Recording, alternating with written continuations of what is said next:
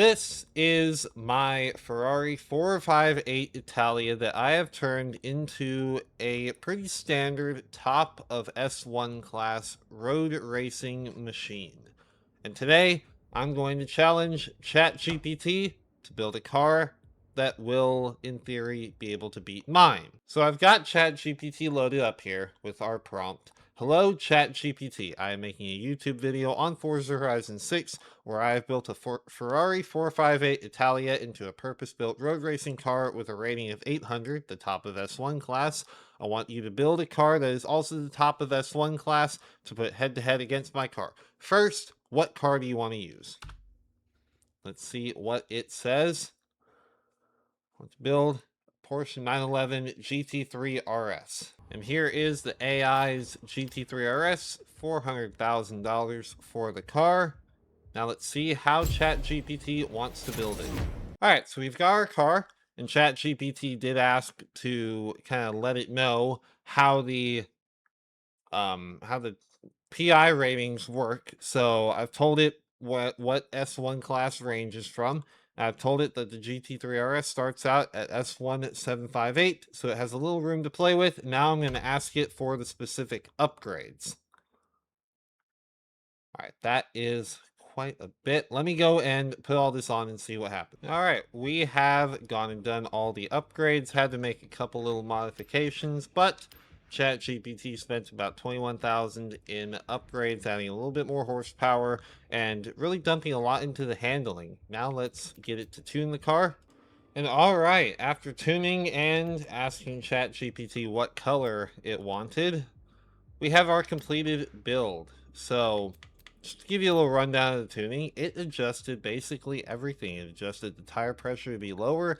It wanted pretty long gears. This is exactly what the gear ratios it wanted was. The alignment, nothing too out of the ordinary. Anti-roll bar stiffness, springs, and ride height, it actually wanted one click above the minimum ride height for the car in the front anyway. Damping, aero, brakes, and differential. So it's got the two. I'm actually a little surprised by how thorough ChatGPT was, but let's now take him around the track. Seeing as I just spawned out at the Legend Island Festival, I think we might as well take it around the Legend Island circuit. So how this is going to work, I'm going to initiate the time attack, and then I'm going to let Anna take over and drive for me. I think that's only fair, just so we don't have any driver error getting in the way. So controller is down, hands are off, controller auto drive is initiated. I'm going to let Anna get 2 flying laps in each car. So let's see how this goes. Alright, we're going to come across the line here, or Anna is rather, to start our first flying lap. Let's see how this goes. It was pretty steady on the initial lap. Obviously, it doesn't count because it wasn't a true flying lap, but even still, in the later parts of the circuit, it looked pretty quick, so I'm hoping that we're able to get my car a pretty good time here. Early into the first little braking zone there, into the almost a hairpin. Very nice, very smooth. I like my car. I like my car quite a bit.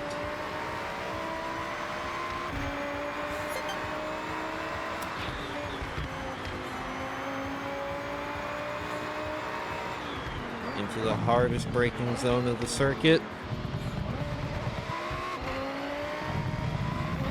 Come on, 458. Here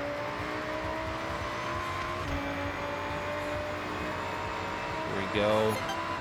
Very nice. Looks like we're going to be on for around a 129. A low 129 at that. So I do believe that my car has a little bit more horsepower than the 911. So I'm hoping that that helps. Across the line to end our first flying lap. Yep, a low 129. And coming around the final corner, across the line, I don't know if it'll be an improvement. Nope. So our best time with our car the human-made one, that is, a 129.089. Now let's get the 911. And getting ready to cross the line, start our flying lap. Okay, that wasn't even a flying lap. And it, well, let's just see what it can do. So, obviously, the increase in downforce is going to be very handy here. I also noticed that this car may be lighter than mine. It might be, I don't recall actually how light mine was. But it does handle the corners especially good, especially the slow speed corners like this almost hairpin here. So, but let's see though. That's the second split gate, okay. Wow. Now I was a little bit curious when I was tuning the 911's gears as per ChatGPT's request. It had pretty long gears, so I was wondering how that would work, or like how it would play to its detriment, but it doesn't seem to have, and I think we've seen enough. The 911 has taken down my 458, but I would like to bring them to the quarter mile. So here we are. I'm going to give each car 2 runs, just for the sake of fairness. And seeing as we're already in the 911, it stands to reason that why not we just do this one first. So, away we go. Long first gear. But once we get going, we get going. There's a lot of downforce on this car. Obviously, it wasn't tuned for drag racing. That's an 11178. And here we go for our second run. Launch control engaged. Good reaction. Obviously, I am physically driving the drag race here, but there's not a whole lot of user error that could happen in a drag race. And that one was a little faster. 11044. Let's keep that number in mind and get our Ferrari. Now I did check actually, and my Ferrari is actually about 200 pounds lighter than the 911, and it has a couple hundred more horsepower, so it's a bit peculiar that this is so much slower around the lap. Anyway, we're going to see if away we go. That was a very good reaction here. And see if we can take it down in a drag race. Oh yeah.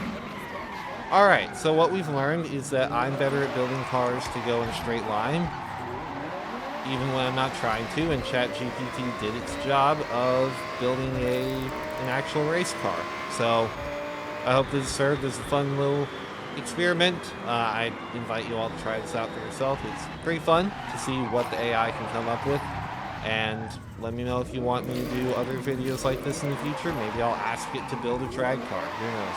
But for now, thanks for watching, and I will see you in the next one.